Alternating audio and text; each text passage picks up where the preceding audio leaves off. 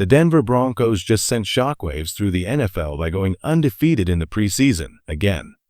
They didn't just beat the New Orleans Saints. They dominated them, proving that this roster is stacked with depth, talent, and hunger. For the second straight year, Denver has stormed through preseason without a single loss. Last season, that momentum carried them to their first playoff berth in nearly a decade. Now, with an even deeper roster and a sharper edge under Sean Payton, the message is clear. The Broncos are built for a serious postseason run. And at the heart of this excitement is rookie quarterback Bo Nix. It may have taken until the second quarter for the offense to break through, but once they did, Nix showed exactly why the Broncos believe in him. He went 10 for 14, throwing for 110 yards and a touchdown, finishing with a 118 passer rating. If you stretch those numbers over a full game, that's the pace of a 400-yard, 3-touchdown performance. Call it preseason if you want, but make no mistake, this was a masterclass. Bo Nix looked calm, sharp, and ready for the big stage. The Broncos didn't just win. They made a statement to the entire league. This team is for real. Sean Payton turned this preseason matchup into more than just another meaningless August game. He used it as a test, a rehearsal for the real battles ahead. The Broncos will face early kickoffs against teams like the Eagles and Texans later this season, so Payton wanted his players ready to perform outside their comfort zone. This was about preparation, mentality, and discipline. And in the middle of that preparation came one of Bo Nix's most jaw-dropping plays yet. It was the kind of throw that separates good quarterbacks from special ones. The Broncos set up with their new outside zone run look. The entire offensive line flowed to the right, selling the fake perfectly. Then came the bootleg. Nix rolled out to his left, full stride, throwing across his body. That's a throw most quarterbacks don't even attempt, let alone complete, but Nix? He delivered it with pinpoint precision. The ball cut through the air and found Courtland Sutton in stride. Sutton turned upfield, made a man miss, and tacked on extra yards. By the time the play was over, Denver had ripped off a 43-yard gain, one of those moments that makes you stop and realize just how much potential this offense has. Bo Nix wasn't just running a play. He was announcing to the NFL that he can make the impossible look routine. The numbers don't lie. When it comes to throwing on the move, Bo Nix is in rare company. Advanced metrics showed that no quarterback in the NFL threw for more yards while running at speeds over 9 miles per hour. Roll him left, roll him right, it doesn't matter. Nix has the arm talent and precision to deliver strikes on the run. That's not something you see from just anyone. We're talking Patrick Mahomes, Josh Allen, Lamar Jackson, and Jaden Daniels, quarterbacks who can change the game with mobility and arm strength. And now Bo Nix is proving he belongs in that conversation. Sean Payton has even adjusted his offense to maximize that unique skill set. One play in particular showed exactly why. It was 3rd and 1, the Broncos needed a touchdown, and the Saints dialed up the pressure. Nix stood tall, his favorite target Courtland Sutton blanketed in tight coverage. Sutton hadn't even finished his break when Nix let the ball fly. The Saints broadcast even admitted it. There's simply nothing a defender can do in that situation. That's Courtland Sutton at his best, post up, contested catches, using size and strength to win in the air. And sure enough, he went up, ripped the ball down, and turned it into 6. Bo Nix made the throw under duress, off balance, adjusting his arm angle and footwork to fit the ball into a window only Sutton could reach. That's the growth you see from a quarterback who's been working with elite mentors like Drew Brees and top-tier passing coaches. A pressure play, a must-have moment, and Bo Nix delivered a touchdown like a veteran star. From every angle, Bo Nix's throws looked like something special. The way he adjusted his arm slot, side-arming the ball with perfect touch, was flat-out fun to watch. And when that ball found Courtland Sutton in the end zone, it felt unstoppable. Former Broncos receiver Benny Fowler even jumped on Twitter, pointing out back-to-back shoulder fades from Nix to Sutton. Plays like that are almost impossible to defend because when the placement is right, only Sutton can make the catch. Even elite corners would struggle to stop it.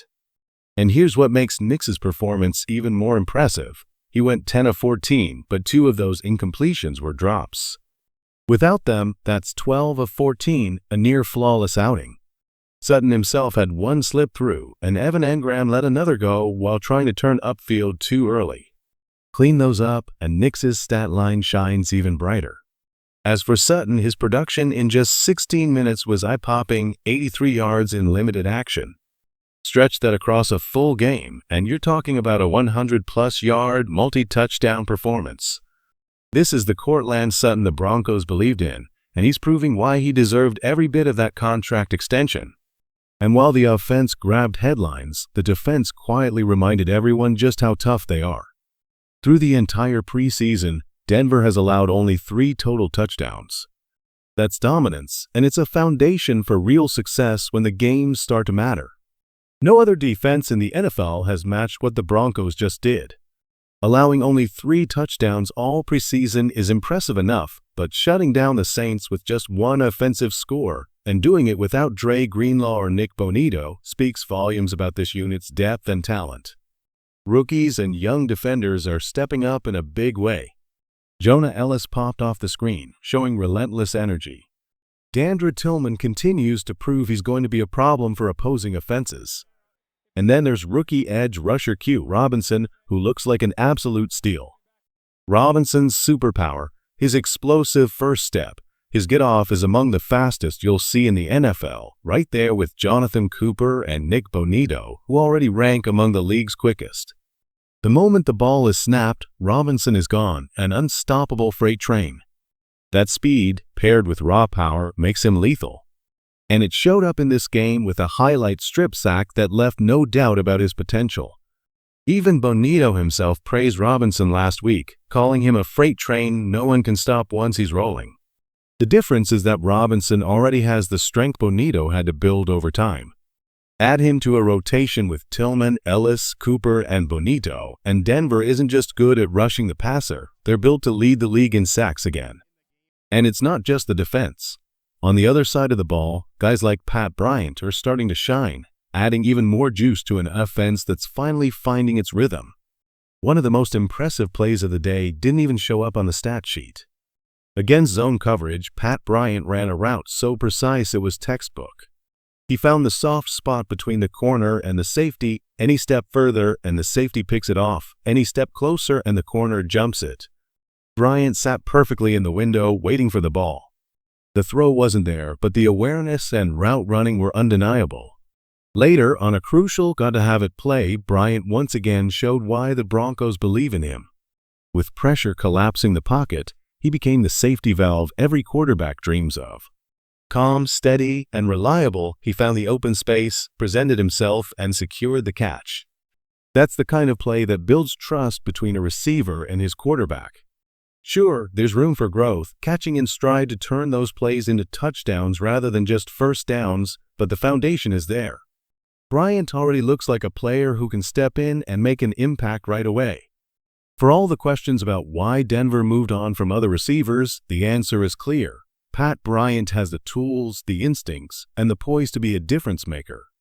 And it wasn't just him. On defense, Uwazurike led the team in tackles, making life difficult for New Orleans all night. With depth pieces like Uwazurike competing alongside guys like DJ Jones, Zach Allen, and Mike Purcell, this Broncos defensive line is shaping up to be one of the nastiest, deepest groups in the league. Uwazurike's return to the field was another bright spot. After serving his suspension, seeing him bounce back and earn Sean Payton's trust again was huge. His presence only adds more depth to a defensive front that already looks loaded. And then there's Pat Surtain too, the kind of corner who reminds you what greatness looks like. On one play, he absorbed a brutal forearm shiver from a receiver with a full head of steam. Most corners would have been knocked back yards, but Surtain didn't budge. He stood his ground, smothered the route, and gave the receiver nothing. That's elite technique. That's dominance. That's why he's one of the best defensive backs in all of football. Pair that with Denver's ferocious young pass rushers, guys like Q Robinson, Dandra Tillman, Jonah Ellis, Jonathan Cooper, and Nick Bonito, and you start to see why this defense is going to be a nightmare to game plan against. On one side, you've got Surtain locking down receivers. On the other, Riley Moss and Jaquan McMillian fighting tooth and nail.